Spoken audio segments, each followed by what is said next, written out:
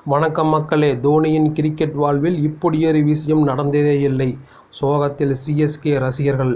2024 IPL தொடருடன் ஓய்வு பெற இருக்கும் இந்திய கிரிக்கெட் ஜாம்பவான் தோனி தனது கிரிக்கெட் வாழ்விலேயே இதுவரை செய்யாத ஒரு விஷயத்தை தற்போது செய்திருக்கிறார்.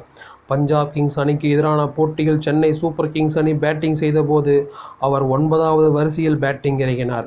அவருடைய T20 கிரிக்கெட் வாழ்வில் இதுவரை 3ஆம் வரிசையில் இருந்து 8ஆம் வரிசை வரை பேட்டிங் செய்துள்ளார்.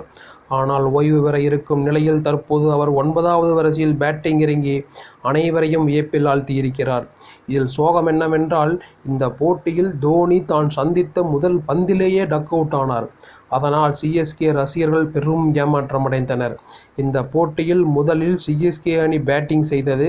சிஎஸ்கே அணி விரைவாக விக்கெட்டுகளை இழந்த நிலையில் தோனி 7 அல்லது 8வது வரிசையில் பேட்டிங் இறங்குவார் என அனைவரும் ஆவலாக எதிர்பார்த்திருந்தனர். ஆனால் அவர் தற்போது பேட்டிங் இறங்கவில்லை. மிச்சல் சாண்டர் மற்றும் சர்துல் தாகூர் போன்ற பந்து வீச்சாளர்கள் தான் 7 மற்றும் 8ஆம் வரிசையில் பேட்டிங் இறங்கினர். பின் 9வது வரிசையில் தான் பேட்டிங் செய்ய வந்தார் தோனி. அவருக்கு முழங்காலில் அறுவை சிகிச்சை செய்திருப்பதால் அவரால் தொடர்ந்து ரன் ஓட முடியாது என கூறப்படுகிறது. அதனால் 19வது ஓவரில் தான் தோனி களமிறங்கினார். அவர் வழக்கம் போல கடைசி ஓவரில் சிக்ஸர்கள் அடிப்பார் என ரசிகர்கள் எதிர்பார்த்தனர். ஆனால் அவர் தான் சந்தித்த முதல் பந்தில் ஆட்டமிழந்தார். இந்த போட்டியில் சிஎஸ்கே அணி 20 ஓவர்களில் 9 விக்கெட் இழப்பிற்கு 167 ரன்கள் எடுத்தது.